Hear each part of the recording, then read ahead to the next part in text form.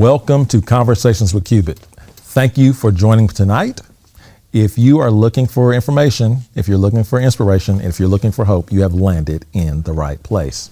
I have to tell you how much I appreciate all of the support we receive for these weekly conversations. The emails, the text messages, all that stuff has been very encouraging.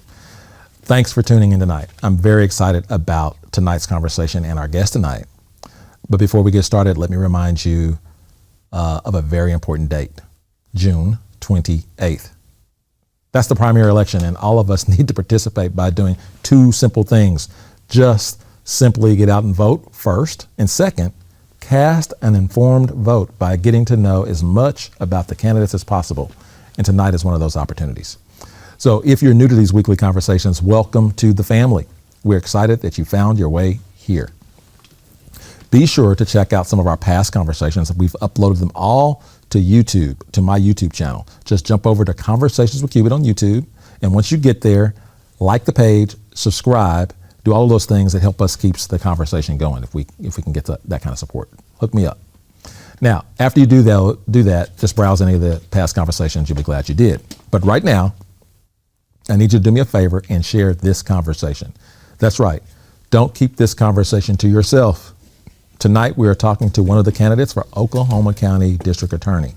So you absolutely, this is too important, so you absolutely must share this conversation with your community. Hit the share button right now and help your community become just a little bit more informed.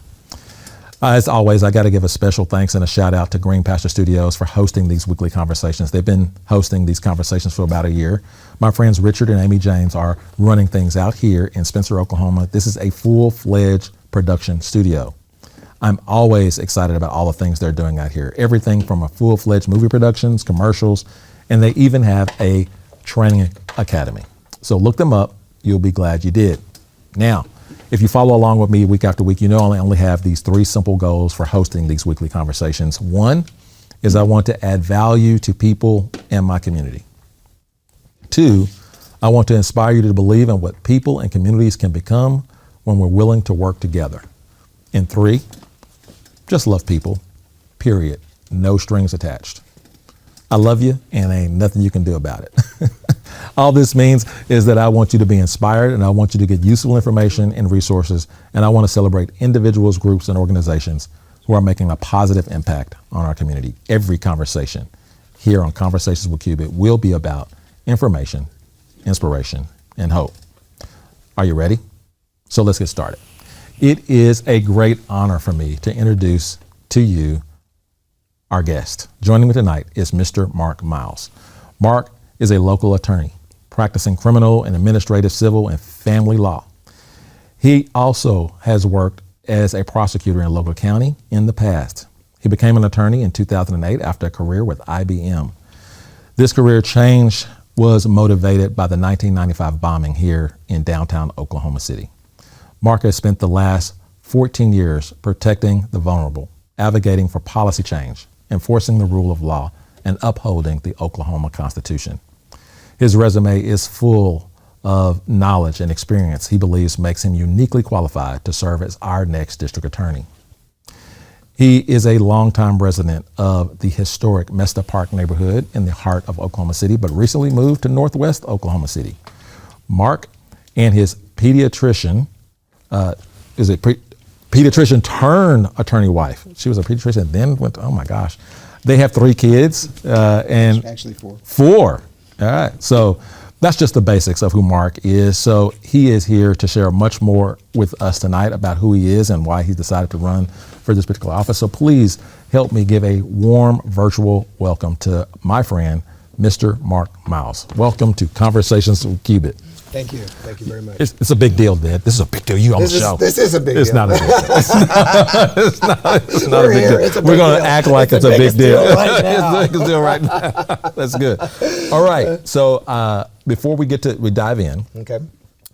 If you haven't been keeping up with the show, I have about 15 questions that I think tells me how we connect. Okay. Right. And so these questions I'm going to ask you, probably everybody wants to know, but I really don't care. I want to know if you like Coke like I like Coke, or beer like I like beer, or wine like I like, I don't know. So I'm going to ask you just 15 questions, and the deal is sealed for as I'm Then concerned. off we go. Okay. Then off we go. All right, you Okay. ready? Sure. All right. So let's just start at the bottom. We'll go start at the bottom and go up. Okay. Pick one of these. If you had to pick beer or wine.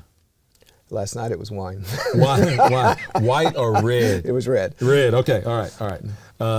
Red more often than white. Red So- more. Okay. Right. There's no Scotch or whiskey or bourbon or anything. I was just in Canada a couple of weeks ago, and there was a little bit of whiskey. Yeah. Okay. All right. Well, I have to get with you on the kind because Okay. I like tasting those. All right. Okay. All right. So bedtime. Is the TV on or is the TV off? TV's off. You gotta have it off. Well, we have a TV in the bedroom, and we haven't been using it. So we go to bed It'll be and quiet. TV's It's off. gotta be quiet. So yeah, TV's in the other room. So. All right. Yep. Will Smith or Chris Rock? Yeah, tough question. I know. I'm Team Chris Rock. Team Chris Rock because of the new stuff. Were you always Chris Rock, or were you kind of? I've always liked Chris Rock. Okay. I like Will. He's made a couple of movies that I really like. From a comedian perspective, he's not really my guy. He's not your guy. He's not the guy. my Okay. guy, so. All right. Here in Oklahoma, there's this stretch of road that we all go down from time to time. Some of us call it Broadway Extension, and some of us call it I-235. What do you call it? It's Broadway Extension. Broadway Extension, of course it is. All right. That's what it was. That's what what it it will is, always you know. be. That's right. That's what it'll always be. Home Alone, would we catch you singing or dancing? Probably singing. Singing. Okay. All right. There's only 2 jobs left, Mark. You got to pick one. Okay. Policeman or fireman?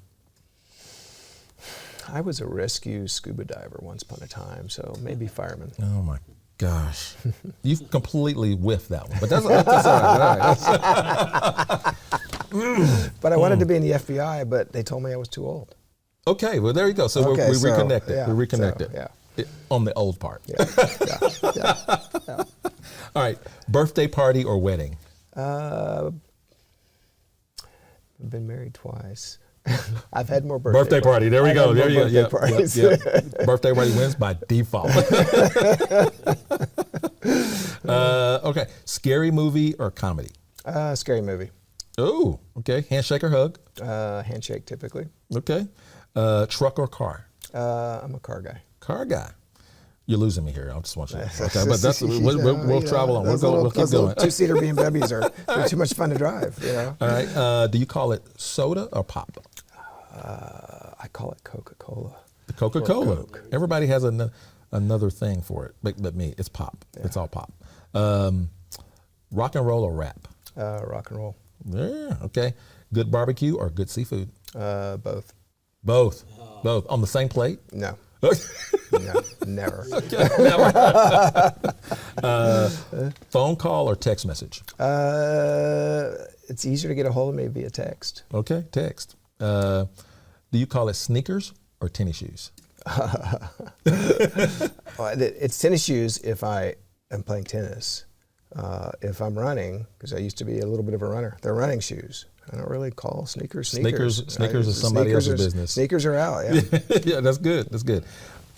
Laundry, is it worse to do laundry or is it worse to do the dishes? Well, we have a dishwasher, so.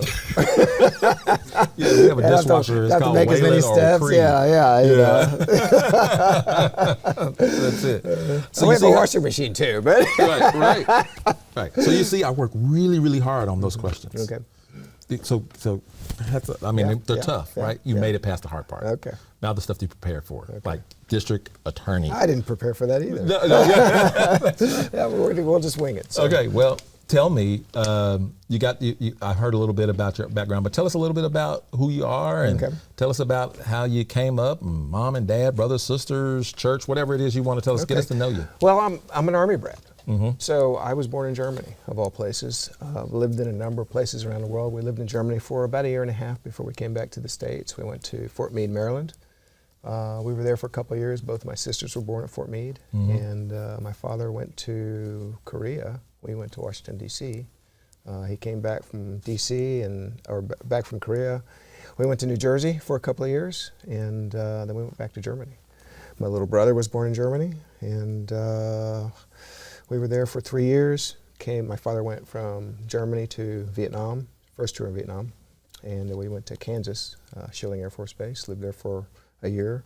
And something that it's kind of stuck with me forever and ever. We were there for 2 days. They were closing down Schilling Air Force Base, and an Air Force pilot augured in and crashed and killed himself. And that was kind of when I was 10 years old, and that was kind of when people die, and it's kind of permanent. Right. And I remember that. Right. So my father came back from Vietnam, always a good thing. We went to Fort Sill, and I've been in Oklahoma ever since. Right. Now, he went back to Germany, he went back to Vietnam, but we stayed here. We're in southwest Oklahoma, Lawton. I played sports. I was pretty good. I wasn't the best, but I was pretty good. Right. Football, basketball, track. I was a busy guy Right. in high school. Went to Oklahoma State, got a degree in economics, went to IBM. Worked for IBM for 21 years, and after IBM, I decided to go to law school because I always wanted to be an attorney, and I've been an attorney ever since. So. Right.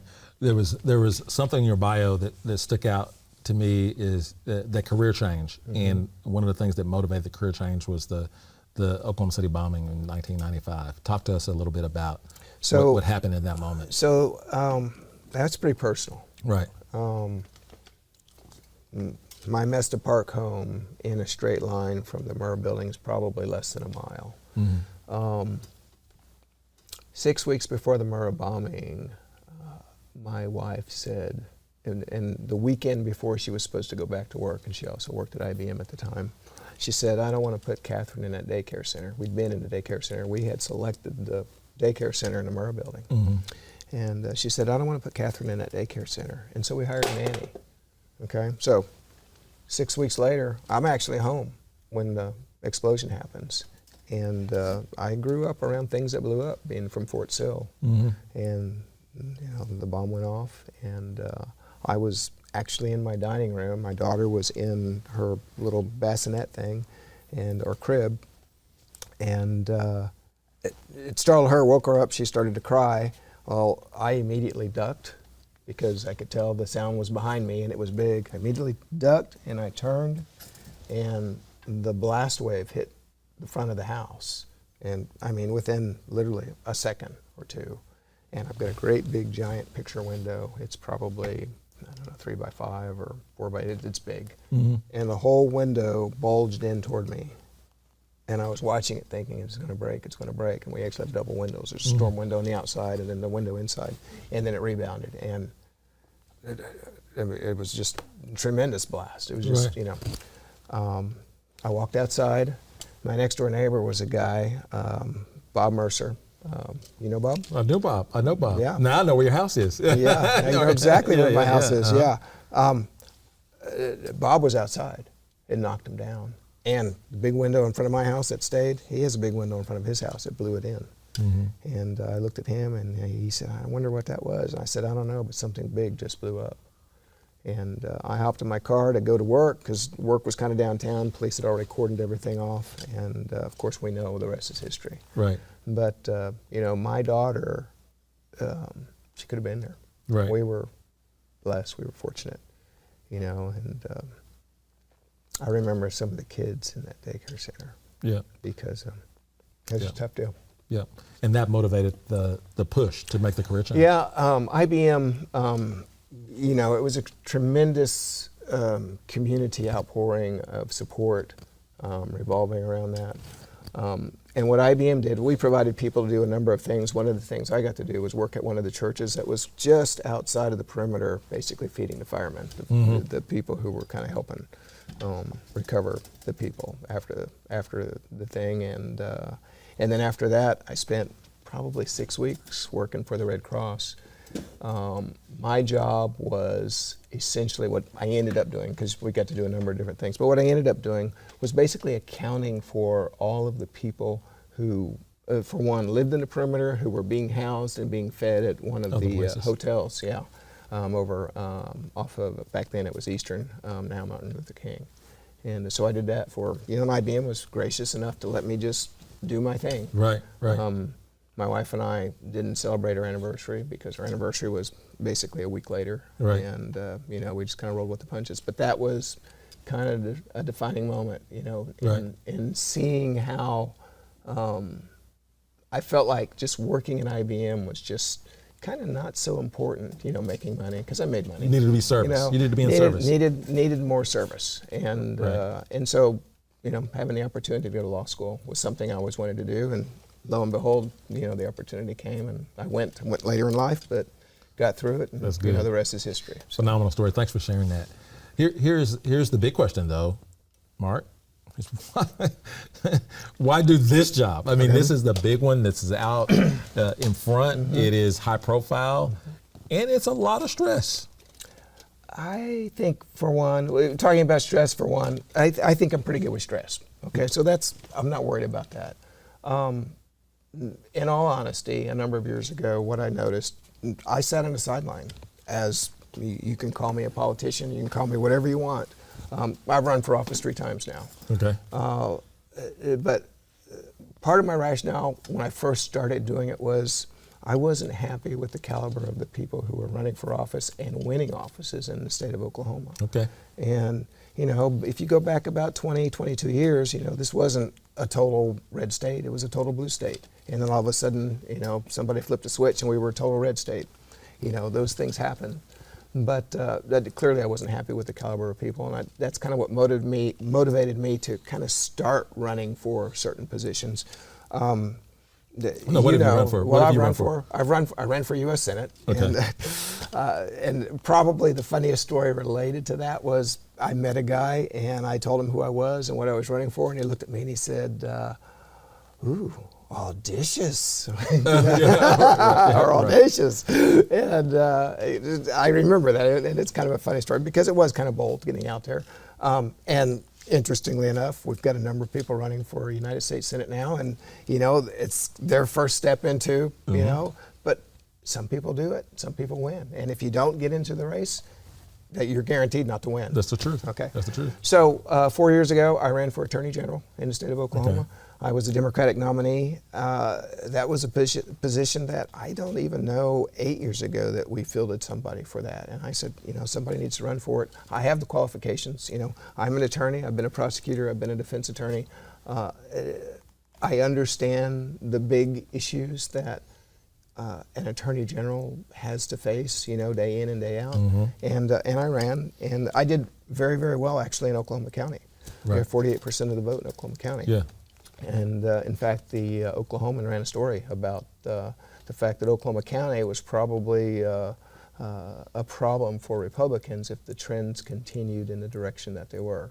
So that brings me to I'm running for district attorney. Right. I wasn't ever one to primary a person in office. I just felt like it's kind of a waste of resources, even if I disagreed with some of the things I did philosophically. But David Prater stepping down was presented an opportunity for one.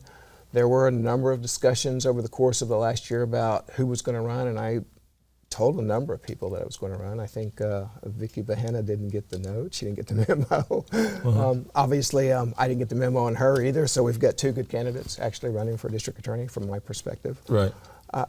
I think that my qualifications, having been a prosecutor, having been a defense attorney, having practiced in a number of jurisdictions around the state of Oklahoma. I mean, it's not just Oklahoma County. I go to Cleveland County, right. I go to Garvin County, I go to Comanche County, I go to Caddo County. I've been to a lot of the counties around the state, so I have an opportunity to also see how other district attorneys do things, both rightly and wrongly. One of the best examples of doing it wrong was back in the 2012-2013 time frame. Maybe it was 2014, but back in that time frame, we had a relatively new district attorney in Southwest Oklahoma who started a program essentially to generate more revenue for the county and for the district attorney's office, and that was called Desert Snow. And Desert Snow was a scheme, for lack of a better word, where he brought in outside contractors to work with local law enforcement and drive police cars on the highway and essentially profile cars coming through the state. So if you were an out-of-state driver, if you had an out-of-state driver's license plate, if you were a person of color, if you're driving a rental car, you were going to get pulled over on I-40 when you kind of sped through Caddo County, or not sped through Caddo County, because if you weren't speeding, you touched the fog line. They're looking for a reason to pull you over, and if they got a reason to pull you over, there was going to be a reason to get into the car and search the car. And then if they got in the car and they found money, they were going to seize the money and file a forfeiture action. And a lot of people were like, you took my money, it's too much trouble for me to get my money back, just keep it. Or if they found a gun, they would take a gun, and same thing, forfeiture action. And if they found drugs, then you were going to go to jail. That all blew up after we made them put on a preliminary hearing and brought in the guy from Desert Snow to come testify about what they were doing. And we found out none of those people were CLEAT certified, and the judge straight up told the guy, he dismissed the cases. All of the cases ended up being dismissed, for one. And he told the guy from Desert Snow that if the judge told him, if I ever see you in this courtroom again, you're going to be wearing an orange jumpsuit. So that put an end to that. Right. But that's an example of doing it the wrong way. Right. Okay. Absolutely. I saw that. And Absolutely. I'm motivated to do things the right way. Right. That's good. Here in Oklahoma County, right now, we have a couple of cases where police officers have been charged by the district attorney, the current district attorney. I think those are controversial in this way. Is the DA has to work closely with law enforcement, and particularly the Oklahoma City Police Department, the largest jurisdiction in the county. The new district attorney is going to inherit that case. I don't think we'll come to a conclusion before most likely that's not. right. Yeah. And there's several candidates speaking about this and what they're going to do and what they're not going to do with this. How do you maintain some teamwork, some professionalism, some trust with law enforcement, which you need, and deal with this case? How do you handle this case? Well, first of all, you have to be professional about it. Okay. I have some friends in law enforcement, and what they would say is you follow the evidence. Is the case supported by fact? Is the case supported by evidence? Is the case justified from that perspective? And I will tell you, I've sort of followed them, but not followed them very closely in terms of I don't want to form an opinion one way or another about that. But your question is kind of a two-pronged question in terms of you got to deal with the police for one, you got to deal with the case for two. So you walk in the door. I was hired as a prosecutor in Logan County because it's kind of a funny story, but he had a prosecutor who he'd hired, and he had a case set for trial, and the trial came, and the guy called in sick. And the DA said, I need somebody, he interviewed me, he said, I need somebody that can walk in the door and try a case day one, pick up a file and just try it. And I can do that. Okay, so that's, from my perspective, that's not an issue. Okay, got to figure out how to evaluate the case. Is it justified? And I have to make the assumption that because the case was filed, there's probably a good reason for it to be filed. There's good cops, there's bad cops. Maybe they were bad cop, maybe there was bad judgment. It could be any number of things. But the most important thing as it relates to the rest of your question is you've got to have a relationship with the police because they're, from a district attorney's perspective, the most valued partner in what we do in terms of prosecution. They're the ones who bring the people to the district attorney's office. They're the ones, by and large, who create the evidence that we're going to use to prosecute somebody successfully, whether they're going to go to trial, whether we're going to do a plea deal, or whatever.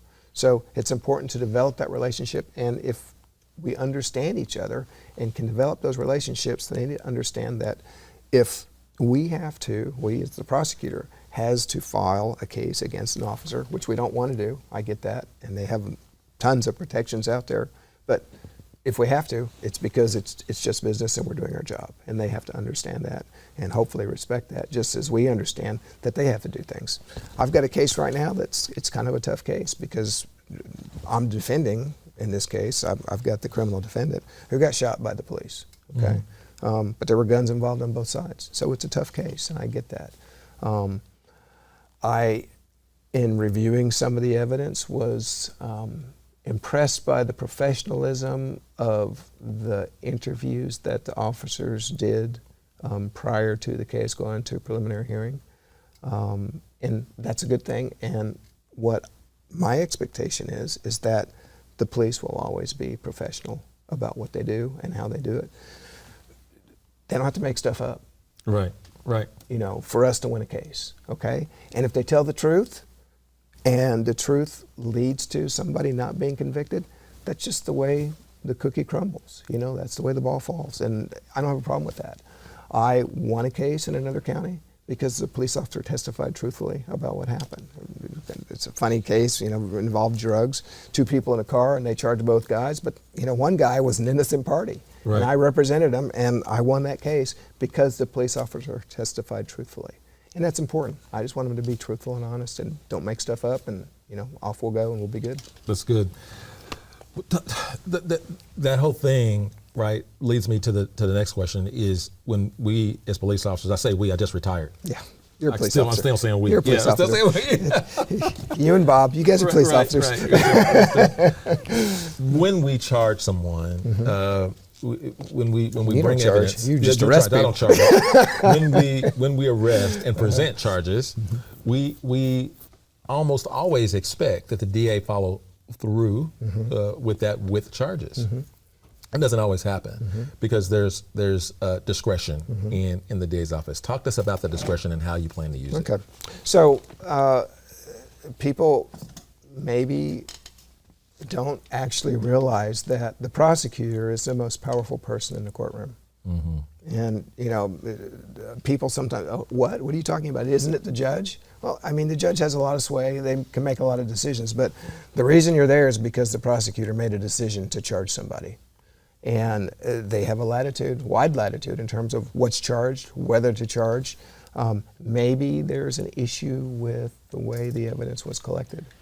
Maybe the prosecutor sees that up front and says, you knocked on the guy's door and then you invited yourself in and then you saw drugs on the table and you didn't have a right to be there. And then you bring me a case that they had drugs and you want me to charge that, and maybe I'm going to decline that deal. Okay, that's a perfect example of prosecutorial discretion. Right. What's the way the current DA is working? And you've mentioned earlier that you're motivated by some of the candidates not really doing the best or not meeting what you see as the expectation. Is there anything in the current DA's office that you can say this is going to be different because I'm there?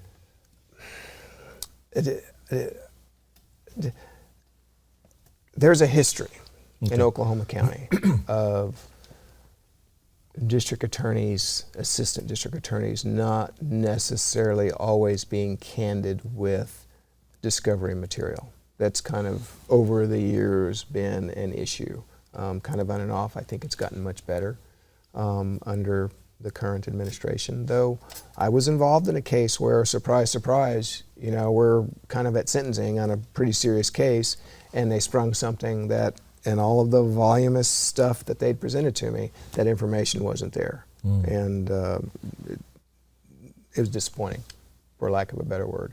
My sense is that that prosecutor, and I said something to David Prater about it, and because I was pretty livid when I walked out of the courtroom, and that prosecutor actually wasn't in the office much longer, and I don't know if it was related to what happened. So what I want is I want the people in the office to be accountable. My expectations are that the office will be held to the highest standards, will do things the right way. We don't have to win every case. I'm not worried about conviction rates. Some prosecutors are, I never lost a case. It's not necessarily a bad thing to lose a case. And so my expectations are we'll do it the right way, we'll hold our people accountable, and we'll hold the people that we work with accountable to do the right things. And at the end of the day, the people that are charged with crimes, ultimately they're going to be held accountable too. So there's a big accountability issue from that perspective, and it's my intent to hold everybody to account. Yeah.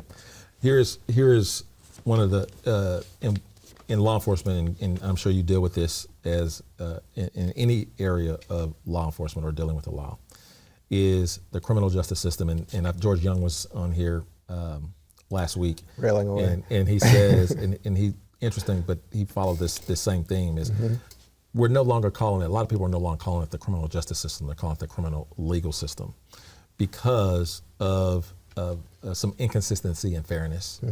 And when we talk about inconsistency and fairness, there's one place we can always point is at racial disparity, right? We can talk about that.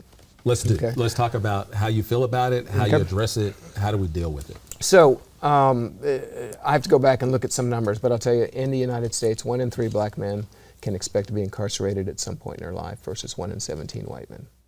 Okay, so that's nationally. In Oklahoma, Black people, about 12% of the population, about 40% of the people in DOC. That's a problem.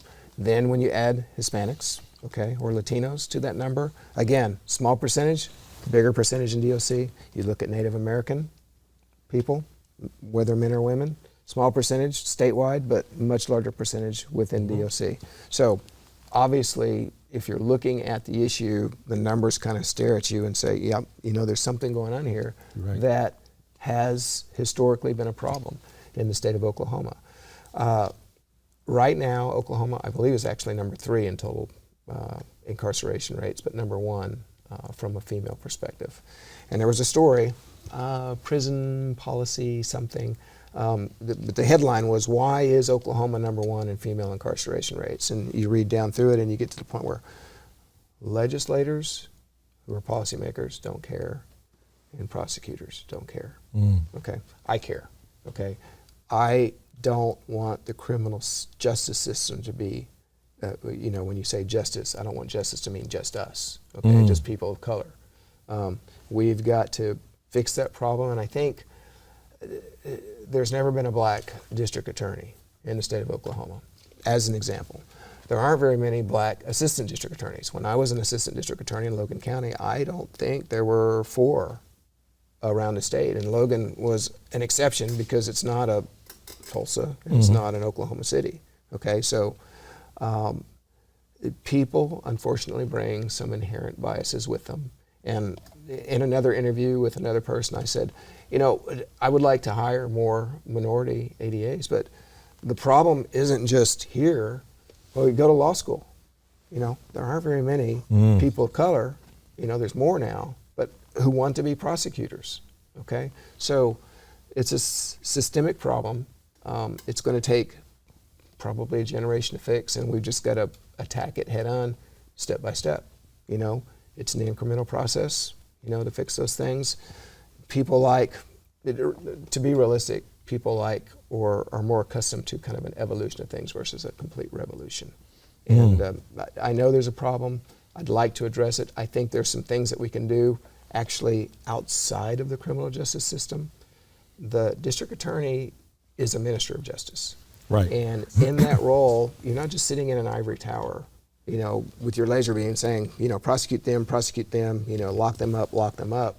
You have an opportunity to work with policymakers. You have an opportunity to work with the community and get out in the community and talk to people. You have an opportunity to have programs, and I think actually David Prater used to have a program called Scared Straight, where he would go out into the school systems, or ADAs would go out in the school systems and talk to kids and give them an inkling of what it looks like to be involved in the criminal justice system. So, okay, you're charged with a crime, you're going to go to trial, this is what a trial looks like, you know, to expose people to those kinds of things. And I've talked to some other people in the community about going out and trying to do a better job of developing mentoring programs to give kids who don't have the opportunity to do the things that I had an opportunity to do when I grew up. I mean, growing up in the military, I could do anything I wanted. You know, I could play tennis, I could golf. I didn't golf, my dad didn't golf, but I learned how to golf, okay? I could go to a movie, I could, you know, I was a scuba diver, I was a good swimmer. Kids don't have those opportunities, at least that's my perspective in Oklahoma City, if they come from certain communities and they're not exposed to that. And so the life they're exposed to kind of sometimes leads them maybe more astray. And if we can get to them before that process starts, I think we can have a huge impact on the criminal justice system. You did a really good job of highlighting the systemic issue. But I feel like people want to know what you're going to do for me in the courtroom. Like, what steps can you take, if we can dream up something, to assure that racial bias is not impacting my investigation, my charging, and my sentencing? Well, so it probably begs a number of questions. Okay, where are these cases coming from? You know, are we over policing in certain neighborhoods? You know, are we looking for lack of a better word, trouble in certain neighborhoods? You know, are we, you know, are the kids in, let's say, North Oklahoma County being let go with a slap on the hand, you know, versus kids maybe in the eastern part of the county? For the same crime. For the same crime. Right. You know, I'd like to fix that. Yeah. Okay, but it's not just me. Exactly. You know, I've got to work with the police, I've got to work with law enforcement to address those issues. And being aware of it and having a sensitivity to it, I think, is probably the first step, and then we just go from there. Yeah, you talked about this a little bit already about transparency in the office, and the police department has done a lot of things to kind of increase transparency. It's a big deal. Mm-hmm. What can be done to increase transparency and still keep integrity of cases at the DA's office? So, cases are essentially public record. Right. Once you file a case, it's public record. So the challenge is, and let me back up for a second, probably one of the things that can be done that will probably go a long way toward helping with cases is, as a defense attorney, I don't like to try cases in public. Right. Okay? Right. I want, the stuff that I do, if I'm going to work with the DA, I want it to be between us. And, if you've got a spotlight shining a great big giant light, that doesn't always help a case.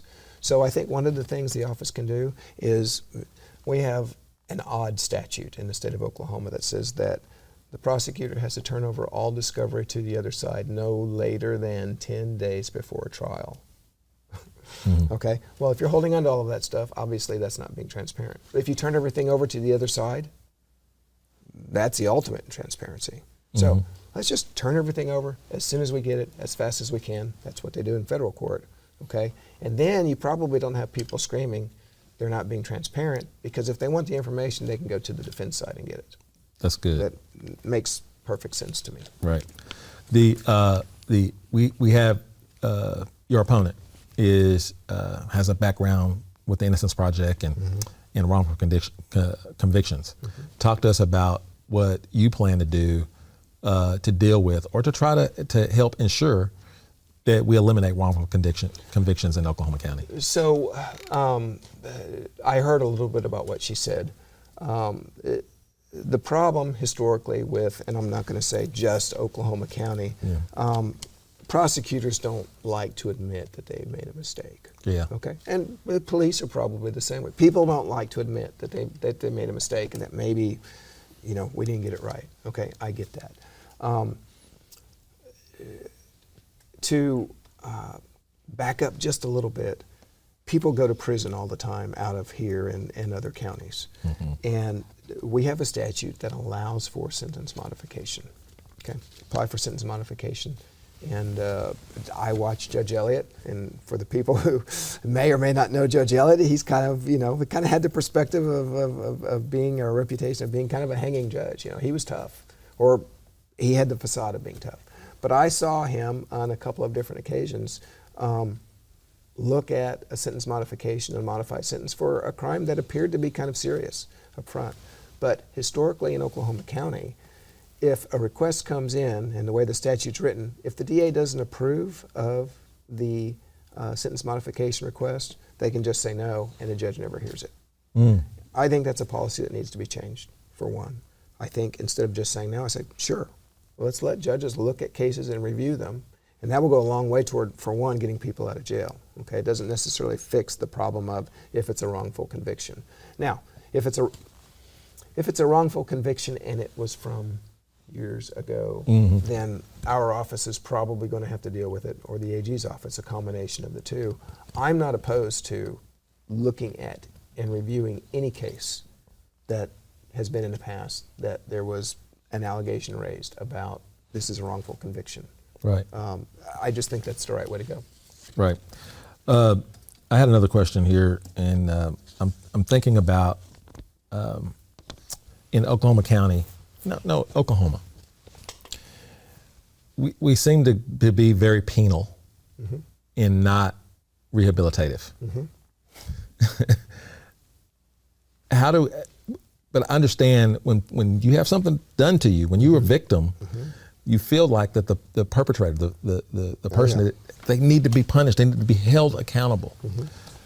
But there's a big push for restorative justice. Talk about what your perspective is on a restorative justice, or bringing some elements of restorative justice to Oklahoma County. Okay. Well, I don't call it restorative justice, but the other people do. Yeah. But what I've said, and it's kind of funny, and you don't know this, but I kind of got my opponent kind of started on the issue of working with diversion programs, because I sprung it on her, and she was like, oh, that's like a good idea. And as I listened to her, it sounds a lot like, those are kind of the things that I've said. But what I have said is I think Oklahoma, instead of being the #1 state for incarceration, should be the #1 state for diversion programs. Okay?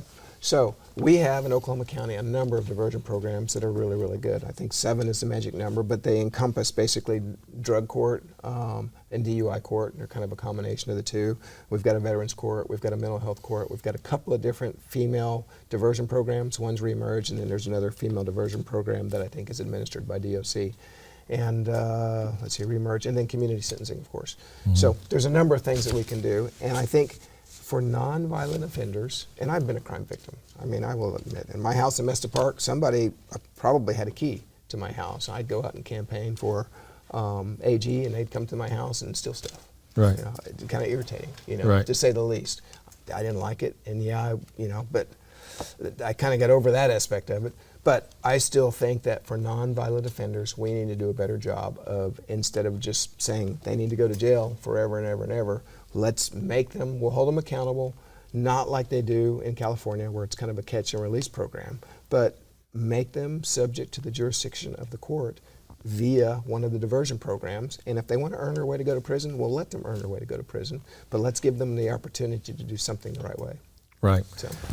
I love the idea of diversion programs, and we want to make sure that we're keeping the community safe, which I think is the district attorney's job, is part of that, is to make sure that violent people or people that are going to cause more harm to the community are kept away or rehabilitated. So because we know they're coming back, we know they're coming back, and so those that have to be taken away, I love somebody to take the office to be able to say we want to heal people, not harm people. Even though. Take the aspect of hurt people, and so we want to heal people even after they've hurt someone, right? So they don't. As best we can. As best we can. So here we are. We're at the end of our time, and there's so many. I love to continue the conversation. We probably will talk a lot more around in the community, because I've seen you a lot already in the community. So that's pretty good. I love seeing that. But this is your opportunity. That's your camera there. You can go and talk to the people of Oklahoma County and let them know how to support you and how to connect with you. Okay. Well, I'm Mark Myles. Obviously, I'm running for district attorney in Oklahoma County this year in 2022, and I'm asking for your support on June 28th. I'm running to advocate for justice and fairness and accountability with a common sense approach to the law. And there's a number of issues that have arisen over the years. Those issues aren't always going to go away. They're always going to be there in some way, shape, or form. But to put a fine point on it, I think that we need to do a better job so that we're not the #1 state in incarceration. That's bad for business, obviously. I think that some people around the country, or certainly around the state, have recognized that. That I'm actually stepping out and calling for a moratorium on the death penalty, which puts me out there probably a little bit further to the left from the perspective of, and we've talked about it earlier, people want retribution, but that's obviously not the solution, because people continue to do those kinds of things. And there's other issues coming up in terms of Oklahoma being a trigger state with regards to Roe v. Wade, and what happens when we get to that point if the Supreme Court says Roe goes away. Oklahoma has some laws in the books that say we will make it a felony for a woman to have an abortion. And if I'm elected as a district attorney, I'm going to say the policy of my office is not going to be to punish people for exercising their reproductive rights. I think that's very important. But I'm advocating for justice, advocating for fairness, advocating for accountability. I think having common sense goes a long way toward running the office the way it needs to be run. And I'm optimistic that the way that I'm looking at that will be good for the people of the state of Oklahoma. I have a website, electmarkmiles.com, so you're welcome to go out there and look at it. I'm also on Facebook at electmarkmiles, and Twitter and Instagram. So those things are all avenues to get out there. I have a cell phone, 405-820-0880, and I think that's the number actually that's listed for the campaign. So I get a lot of phone calls every day, and I'm going to work with the community. I'm going to talk to the community and reach out to people, and I'm going to be an open book so people can reach out and talk to me, and I'll be happy to talk to anybody. So I want to thank you for the opportunity. Man, thank you for being here, and it's really fun getting to know you. Likewise. I think you're crazy giving out your cell phone, but everybody's crazy. They're just giving out their cell phone number. Change it after you win. I'm telling you. That's anyway, right. That's let right. somebody else have If some we phone. have to. Yeah. Right. So don't forget, I think this Thursday night we have the other candidate on. So be sure to follow us and be informed. And Tuesday, June 28th, cast your vote. Thank you for joining us. It's been a blast getting to know these candidates, and we'll see you next time.